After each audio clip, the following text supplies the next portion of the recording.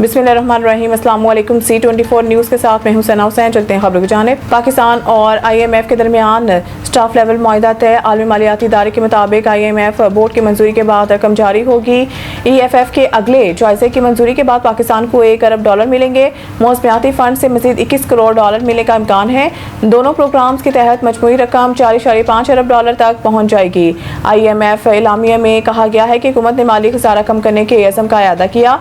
Tax निज़ाम बेहतर बनाने के लिए इस्लाहात जारी हैं। गरीब अवाम के लिए बेंजीन इनकम सपोर्ट प्रोग्राम में तोसी की गई। महंगाई के इसराफ कम करने के लिए इमदाद बढ़ाने का फैसला किया गया। मजीद कहा गया है कि मईशत में बेहतरी, महंगाई और करंट अकाउंट कंट्रोल में है। मशरिक़ वस्ता कशीदगी से मईशत को खतरात लाहक हैं। स्टेट बैंक महंगाई कंट्रोल के लिए सख्त पॉलिसी जारी रखेगा। ज़रूरत पड़ने पर शरह सूद मजीद बढ़ाई जा सकती है। IMF ने FPR के अंदरूनी निज़ाम हुक्मरानी को बेहतर बनाने पर काम करने और टैक्स पॉलिसी ऑफिस की जानिब से दरमियानी मुद्दत की टैक्स इस्लाहाती हिकमत अमली तैयार करने पर जोर दिया।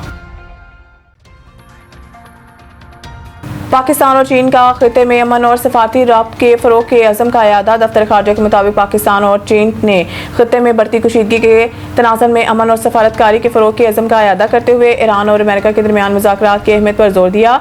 जबकि पाकिस्तान के किरदार को कशीदगी कम करने में कलीदी करार दिया गया है। नायब वज़ीर आज़म और वज़ीर ख़ारजा सेनेटर इसहाक़ डार ने चीन के वज़ीर ख़ारजा वांग यी से टेलीफोन पर गुफ्तगू की, जिसमें दोनों रहनुमाओं ने खिते की बदलती सूरत हाल पर तफसीली तबादला ख्याल किया। दफ्तर ख़ारजा के मुताबिक पाकिस्तान और चीन ने एक बार फिर इलाकाई अमन और सफारती हल को तरजीह देने पर इत्तफाक किया। दोनों ममालिक ने कशीदा सूरत हाल में मुहतात हिकमत अमली अपनाते हुए मुख्तलिफ सतहों पर राब्तों को जारी रखने और खिते में इस्तेहकाम के लिए मिलकर काम करने के अज़म का इजहार किया।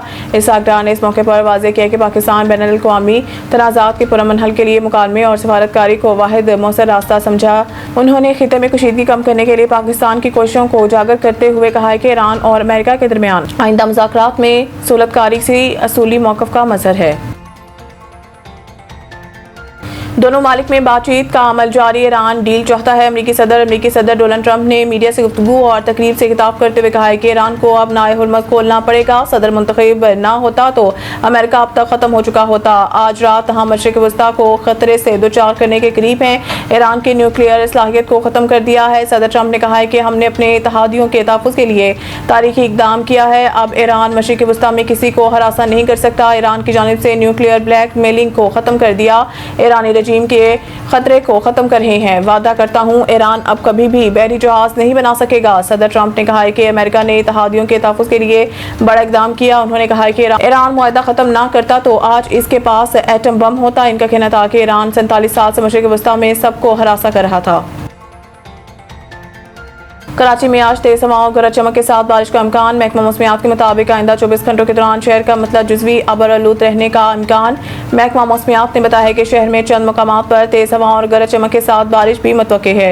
इसके अलावा आज शहर का ज़्यादा से ज़्यादा दर्जा हरारत 33 डिग्री सेंटीग्रेड तक रहने का इम्कान है, जबकि कम से कम दर्जा हरारत 25 डिग्री सेंटीग्रेड रिकॉर्ड किया गया। महकमा मौसमियात के मुताबिक हवा में नमी का तनासुब 76% है।